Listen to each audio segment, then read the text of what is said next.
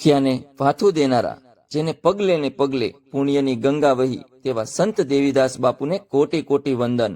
રક્તપિતિયાની સેવા કરતા દેવીદાસ બાપુની જગ્યા આજે આસ્થા નગરી પરબધામ તરીકે સેવાની સુવાસ વિશ્વભરમાં ફેલાવી રહી છે.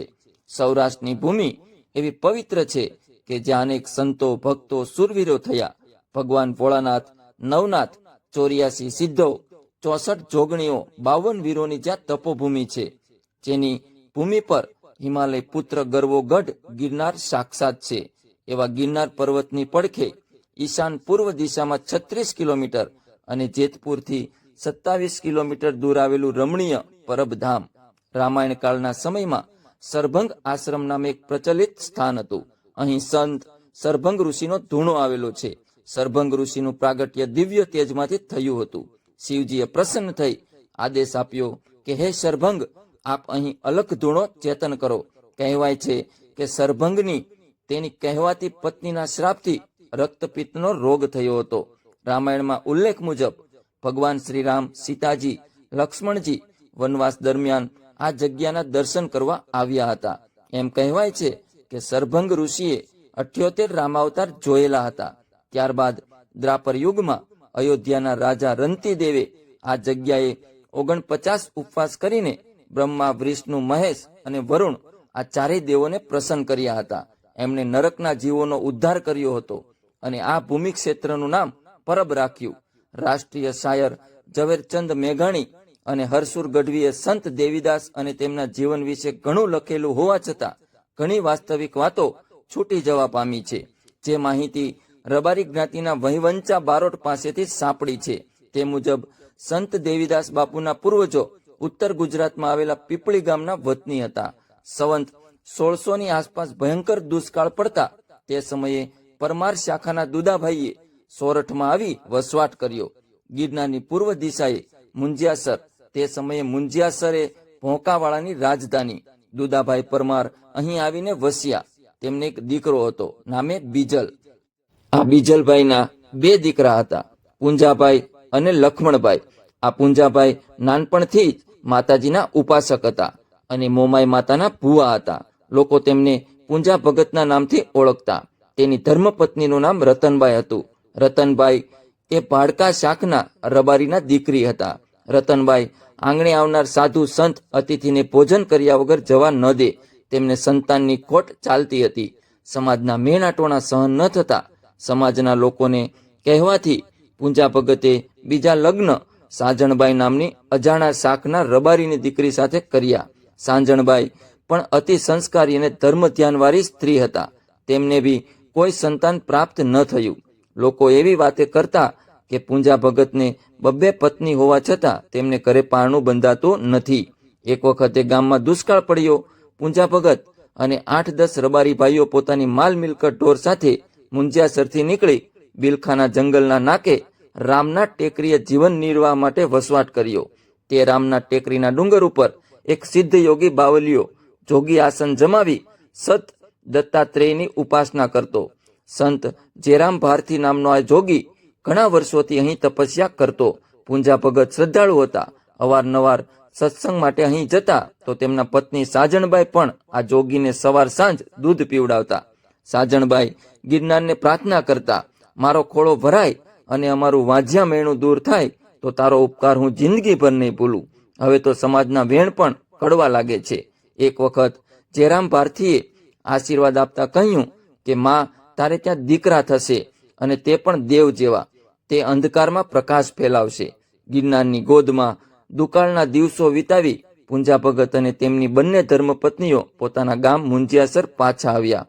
પરમ કૃપાળુ પરમાત્મા સંત દત્તાત્રેય ભગવાને આપેલા વચનને ખાતર તેમજ જેરામ ભારતી જેવા મહાન સંતોના શબ્દને માન આપી અખિલ બ્રહ્માંડના માલિક સંત દત્તાત્રેય ભગવાન દેવીદાસ સ્વરૂપે માતા સાંજણબાઈની કૃપે પ્રગટ થયા. બીજો એક દીકરો જન્મ્યો, જેનું નામ માંડણ રાખ્યું.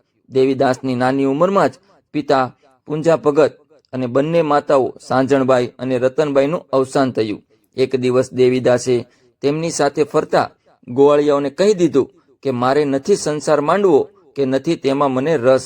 બારોટની વહીવંચી અનુસાર દેવાના લગ્ન નાનપણમાં હીરબાઈ સાથે થયેલા, જેઓ હાલ શાખના રબારીના દીકરી હતા. તે સમયે સોરઠી યુગમાં દીક્ષિતોને માથે ગિરનારની 7 પરિક્રમા કરવાનો આદેશ હતો. દેવો રબારી આ પરિક્રમા કરવા ઉપડ્યો. એક પરિક્રમા પૂરી થયે એ ઝૂંપડી આવીને 1-2 દિવસ રોકાતો અને ફરી પાછો નીકળતો. રસ્તામાં ભયાનક અનુભવો થયા. વિશાળ પશુઓ સાથે બંધુતા બાંધી આમ 6 પરિક્રમા પૂર્ણ કરી. 7મી પરિક્રમા વખતે દેવાને લોહલંગરી નામના એક સાધુ મળ્યા. લોહલંગરી બાપુએ પોતાની જોડીમાંથી રામરજનો પાસો ફાડીને દેવાને લલાટે તિલક કર્યું અને આદેશ દીધો કે દેવા, તું દેવો ખરો, પણ દેવો ગઢ ગિરનાર જેવો છે. દેવા, તું દેવોનો દાસ બની વાવડી ગામની સીમમાં દત્તાત્રેયનો ધૂણો છે, તેને ચેતન કર. ત્યાં સંત જસાપીર અને વરદાન પીરની સમાધિ છે. જ્યાં સુધી સાંજ સૂરજનું તેજ રહેશે ત્યાં સુધી તમારું નામ રોશન થશે. પરબના પીર થઈ આપ પૂંજાતા રહેશો. ત્યાં જગ્યા બાંધી જગત જેને પાપિયા ગણી ફેંકી દે તેમને ટુકડો આપજો. આમ લોહલંગરી બાપુના આદેશને માન આપી સદગુરુ જેરામ ભારતી બાપુ પાસે દીક્ષા ગ્રહણ કરી.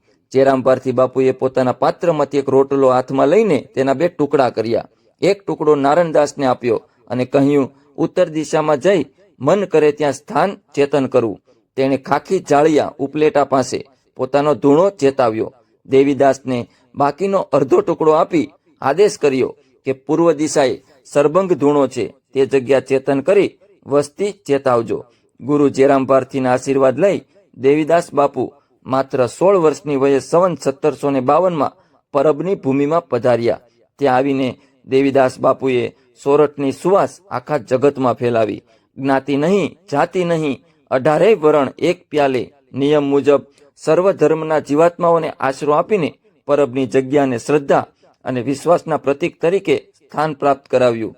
તે સમયે રક્તપિત્તના રોગીને સમુદ્રની ખોળે પધરાવી વગડાની વાટે અને જંગલની જાડીમાં તરછોડી દેવામાં આવતા.